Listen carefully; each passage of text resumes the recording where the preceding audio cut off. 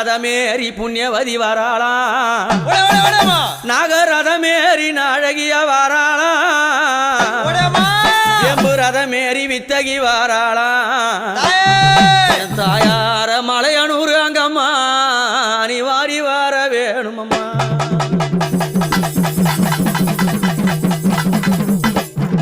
அப்படி மலையனூர் அங்காள பரமேஸ்வரி ஆதிசக்தியான தேவி அங்கமது லிங்கம் போண்டு அரவமாலை பொண்டக்காளி நாடி வந்த மக்களுக்கும் தேடி வந்த மக்களுக்கும் வாழ்வுகளை கொடுத்து நல்வாழ்வை புரிந்து ஆபத்து எந்த ஒரு வேலையில அன்னைய குரல் கொடுத்தா ஆனந்தமா வருவா.